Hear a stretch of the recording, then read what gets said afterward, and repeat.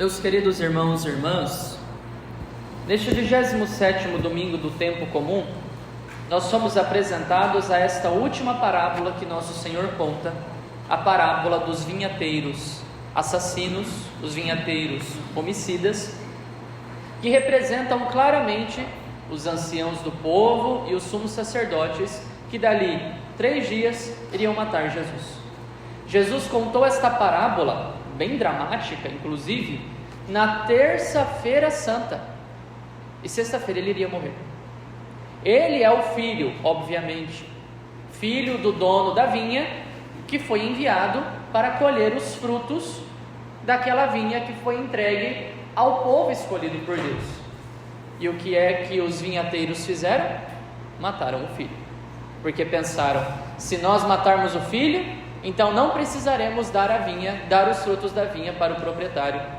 E o final é muito trágico, muito dramático para esses vinhateiros. Vamos tentar entender isso de modo um pouco mais profundo, para ver como é que isso também nos alcança. Porque nós não somos o povo judeu, nós não somos o povo de Israel, nós somos o novo povo de Deus, a igreja. Mas esta parábola vale para nós também. Então veja, vamos voltar lá no profeta Isaías na primeira leitura. Esta parábola ela já é bastante conhecida do povo de Israel e muito querida pelo povo de Israel. Toca o coração do povo, porque todo mundo sabe como é que se produz vinho. Alguém aqui já viu uma parreira? Alguém aqui nunca viu parreira na vida? Nunca viu uma vinha? Levanta a mão, quem nunca viu pé de uva? Quem nunca viu pé de uva? Todo mundo já viu pé de uva? Ótimo, então tá bom. Não é muito comum aqui na nossa região. As uvas que são produzidas aqui, elas são meio azedas, assim, né? Meio difícil de tirar do pé e já chupar, né? Porque Cuiabá é difícil, né, gente? Mas planta-se uma vinha não simplesmente para colher as uvas. Existe um trabalho que precisa ser feito com aquelas uvas. Se você espera daquela plantação apenas uvas para poder chupar, para poder comer, não precisa fazer trabalho quase que nenhum. Mas na verdade precisa, porque tem que preparar a terra, você tem que podar a vinha, porque senão as uvas não nascem, tem que organizar de tal forma que não entre o mato, os animais selvagens não entrem e consumam aquela plantação, e por aí vai. Mas o Senhor Deus quis plantar uma vinha para que desta vinha fosse produzido vinho. E para se produzir vinho custa tempo, energia, trabalho e dinheiro. Por que isso é importante? Meus irmãos, quando Deus nos criou, quando Deus pensou na nossa felicidade, pensou em nós e na nossa felicidade, Ele não queria que nós fôssemos obrigados a segui-lo. Se você é obrigado a seguir alguém, se você é obrigado a amar alguém, bom, não tem mais amor, né? Imaginem 2 amigas adolescentes que ficam muito amigas, e aí uma delas começa, a fulana e a beltrana, tá? Elas são melhores amigas, best friend forever. Elas são melhores amigas da face da terra todinha. Parece que assim o universo inteiro conspirou para que aquela amizade acontecesse. Aí fulana começa a ser amiga também de cicrana, e beltrana fica assim ressentida, fica o coração sofrido, porque fulana não dá mais atenção para ela. Fulana agora só quer saber da outra amiga. Fulana não manda mais mensagem no zap de bom dia, embora isso seja coisa de tio do zap, né? Mas fulana também gosta de receber mensagem de bom dia no zap. E fulana fica ressentida, magoada, ferida, e começa a fazer chantagem com beltrana para que ela pare de ser amiga de cicrana e seja só amiga de fulana. Entenderam a história, né? Que aqui a gente pode pôr o nome de todo mundo, não precisa colocar o nome de ninguém. Usa fulana, beltrana e cicrana e se aplica para todo mundo esses exemplos. Quando fulana começar a fazer chantagem com beltrana e disser: mas você não me ama mais, nós não somos mais amigas como nós éramos, você não me dá mais atenção, você só se preocupa agora com cicrana, porque ela é mais legal, porque ela mora numa casa melhor, porque ela te empresta o brinco dela, porque ela te empresta o vestido dela, porque sei lá o que. O que essa amiga que está sendo chantageada, a beltrana, pode pensar? Das duas uma: ou ela cede a chantagem da amiga primeira e abandona a nova amizade. Ou então ela vira as costas e diz: para de me controlar, menina, me deixa livre. E de fato, gente, chantagem é um negócio muito complicado, porque se você fica chantageando, daqui a pouco perde a liberdade, não tem mais liberdade. Como é que vai ter amizade sem liberdade? Como é que vai ter casamento sem liberdade? Se é vivido o casamento na base da chantagem, como é que uma comunidade como essa de São Mateus vai para frente, se os membros dos vários movimentos, dos vários grupos, a liderança fica ressentido, chantageando uns aos outros para poder participar dos eventos, dos movimentos, das festas e por aí vai, das orações? Não vai para frente. Isso pode durar por um tempo, mas não vai para frente, porque nós precisamos de liberdade. Sem liberdade ninguém faz aquilo que deve ser feito por amor. Sem liberdade nós somos escravos. No caso do exemplo que eu dei, Beltrano estava sendo escrava de fulana, tinha perdido a liberdade por causa da sua chantagem. E é difícil se relacionar com alguém que está o tempo todo olhando para si dizendo: você não me ama mais, você não me dá mais atenção, você não me liga mais quando me ligava. Se é namoro, termina logo, vai caçar outra coisa para fazer, né?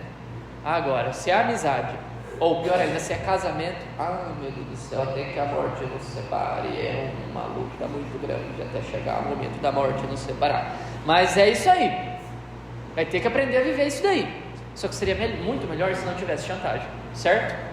Agora imaginem Deus olhando para a gente dizendo: vocês não me amam mais, eu dei tudo para vocês, mas vocês não estão nem um pouco interessados em mim. Nossa, como eu sou um Deus abandonado, como eu sou um Deus rejeitado, um Deus que ninguém quer adorar. Meu Deus, por que ninguém vem na minha missa? Imaginem só. Deus não faz chantagem, Deus não nos manipula, Deus não nos controla. Ele nos deu liberdade e Ele reforça a nossa liberdade. E sabe o que isso significa, gente? Que se a gente escolhe matar o filho dele, Ele ainda está sustentando a nossa liberdade, porque Ele não quer nos submeter a um esquema de chantagem e escravidão. Deus faz de tudo para manter a nossa liberdade, de tudo. Às vezes, pai e mãe que está vendo o filho se perder, sente um pouco a tentação de trancar o menino dentro de casa, de encontrar uma forma de impedir o menino de ir em certos lugares. Quando é adolescente tem que impedir mesmo, né? Mas se virou adulto e tem uma vida autônoma, vai fazer o quê?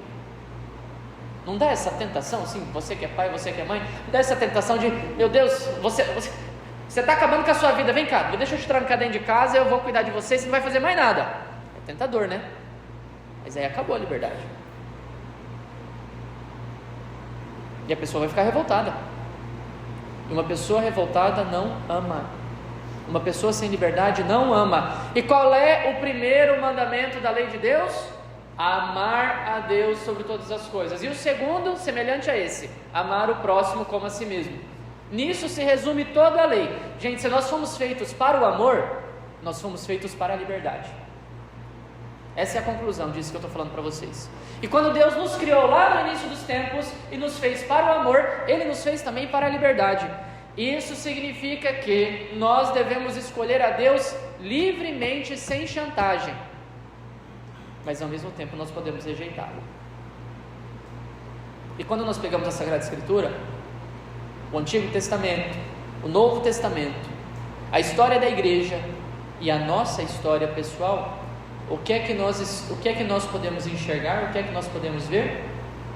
Um show, um desfile de rejeições a Deus. Nós estamos usando mal a nossa liberdade.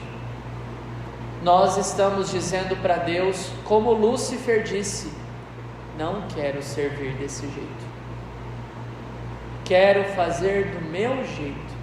E o que é que Deus faz? Vai mandar um raio cair na nossa cabeça e fazer: me obedeça? Ainda não. Esse é o tempo da misericórdia. Ele está agindo conosco de tal forma a seduzir o nosso coração, não chantagear, é algo bem diferente. Ele está agindo conosco de tal forma a seduzir o nosso coração, para que nós enxerguemos o que é que está acontecendo e possamos livremente corresponder aos seus desígnios de salvação para nós.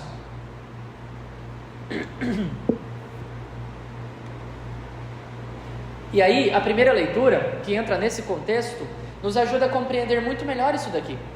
Vejam, o profeta Isaías começa dizendo assim: vou cantar para o meu amado o cântico da vinha de um amigo meu. Olha que coisa bonita. A história é meio trágica, mas o profeta Isaías quer cantar para o seu amado esse cântico.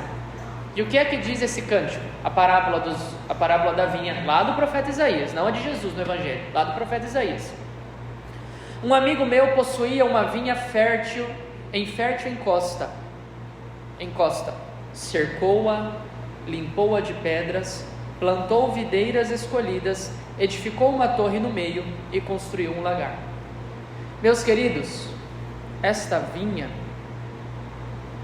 são os dons que nós recebemos de Deus. Neste caso, é o próprio povo de Israel, a vinha.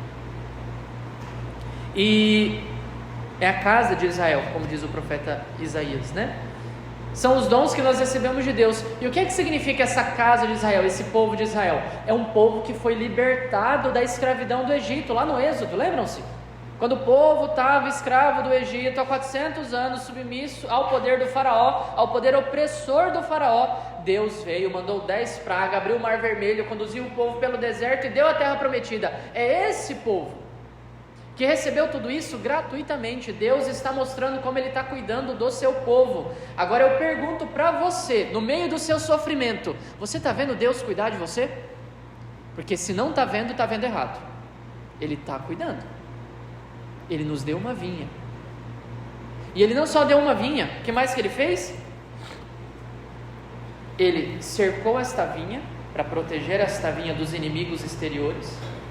Ele limpou a vinha. Todo mundo que vai plantar alguma coisa sabe muito bem que tem que limpar o terreno, porque senão as ervas daninhas crescem muito rápido e pode consumir a plantação toda. Limpou o terreno. Com o nosso batismo nós fomos limpos pela mão de Deus.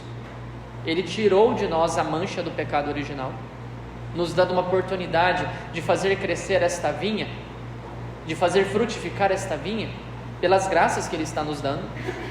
Depois, Ele plantou as videiras escolhidas. Não foi qualquer videira, não foi qualquer parreira, não foi qualquer pé de uva que Ele plantou. Edificou uma torre no meio. Para que essa torre? Para vigiar, para guardar. E fez um lagar, isto é, um espaço onde as vinhas, onde as uvas, uma vez recolhidas, serão guardadas para serem pisoteadas, colocadas em barris, lacradas e, através de um processo de fermentação, produzir vinho lá na frente. Deus está fazendo tudo isso conosco. Deus está nos dando absolutamente tudo para que o nosso trabalho seja mínimo perto daquilo que Ele tem feito. E aí a parábola continua dizendo: esperava que ela produzisse uvas boas, mas produziu uvas selvagens, uvas ruins. Daqui poderia ter saído um vinho tinto chileno assim, semi-seco, saborosíssimo. E o que é que saiu? Chapinha, pelo amor de Deus. O que é que você quer oferecer na mesa de Deus? Um vinho chileno? Um vinho argentino? Ou chapinha? Puro açúcar, para não perceber que o vinho é ruim. Sangue de boi também, puro açúcar, para não perceber que o vinho é ruim. Ou se você quiser dar uma requintada, você pode chamar o sangue de boi num sotaque francês, e aí ele vira sangue de bois. Mas é só migué. Na prática não mudou nada, e é melhor chamar sangue de boi mesmo, porque senão é o seu sangue que vai derramar. o que é que nós estamos produzindo para Deus. Meus queridos, tudo que nós recebemos de maneira gratuita. Ah, padre, mas o que eu tenho é fruto do meu trabalho. Ótimo, e como é que você trabalhou? Eu trabalhei com o meu corpo. De quem que você recebeu o seu corpo? Do meu pai e da minha mãe. E o seu pai e a sua mãe, de quem que eles receberam o corpo deles? Dos pais dele, por aí vai, vai voltando. De onde veio? De Deus. Tudo que nós temos de Deus. Nós recebemos de Deus. Por isso que falar, isso é meu e eu não abro mão e não divido com ninguém, isso é produzir frutos selvagens. E o caminho, de fato, é o da caridade, porque Deus nos deu tudo. Os seus filhos, você escolheu? Não escolheu. Se pudesse escolher, teria escolhido diferente? Não responda. Mas vamos dizer que não, você não escolheria diferente. E quem é que escolheu por você? Deus. Naquele dia em que você e o seu marido tiveram essa união conjugal, bilhões de outras possibilidades poderiam ter gerado uma outra pessoa completamente distinta, porque foi aquele espermatozoide específico, o Ayrton Senna da vez, que conseguiu chegar primeiro no óvulo e fecundá-lo. E havia tantos outros bilhões que poderiam chegar lá. Você poderia ter um filho completamente diferente. Você poderia não existir. Então, se na sua vida tudo deu errado, saiba, um dia você já venceu, porque você foi o espermatozoide mais rápido. Oh, glória a Deus. Gente, tudo que nós recebemos de graça. E é por isso que de graça nós devemos dar também. Ai, padre, mas essa vida é muito difícil, a pessoa passa a perna na gente, nos faz de besta. É mais do que aquele ali, ninguém fez. Mais do que Jesus na cruz, ninguém fez de besta. E o que é que nós estamos fazendo aqui?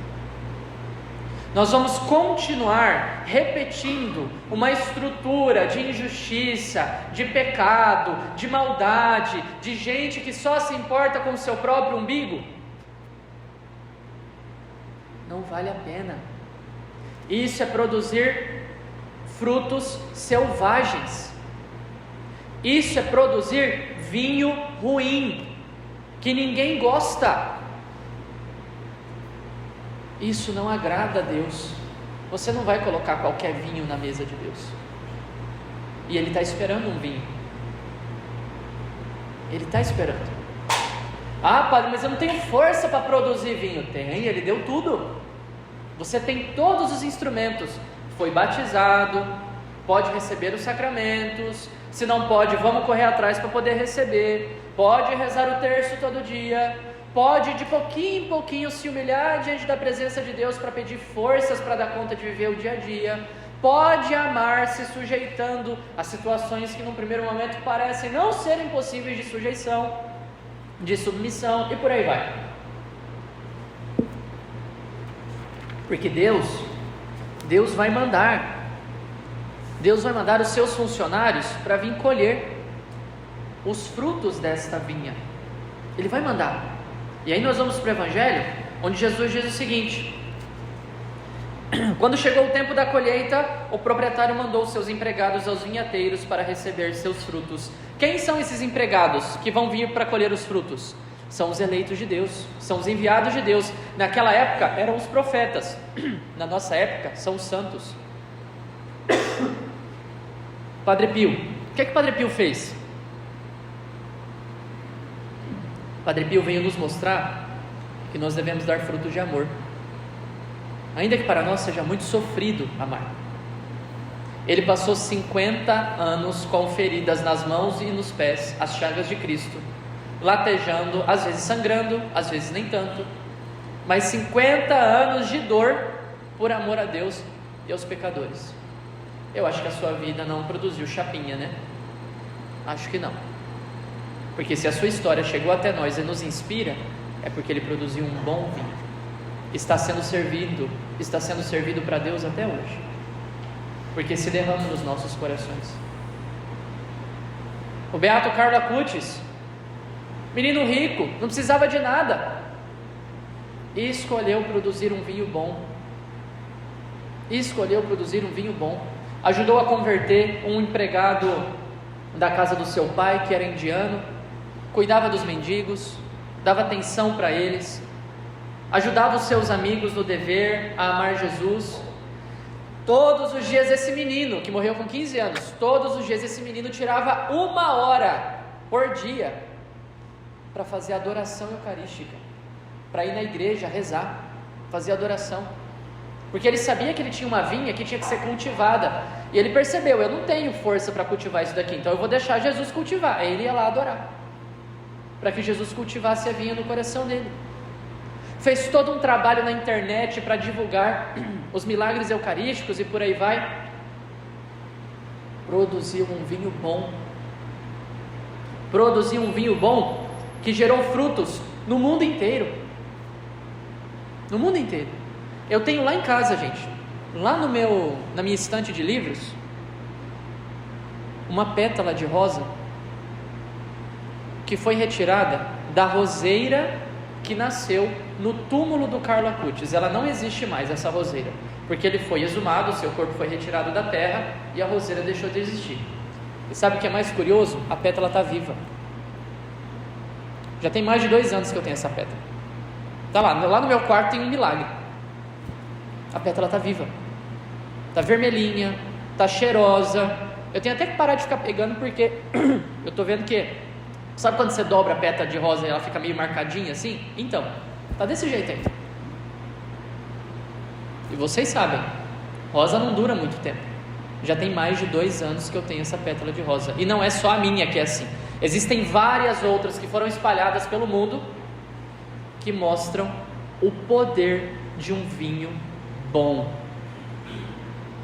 É esse tipo de fruto que o Senhor espera de nós, e os empregados do Senhor estão vindo para chamar a nossa atenção. Não percamos tempo. O que é que Nossa Senhora fez lá em Fátima em 1917, quando apareceu e disse: rezem o terço todos os dias para alcançar a paz? O que é que ela fez?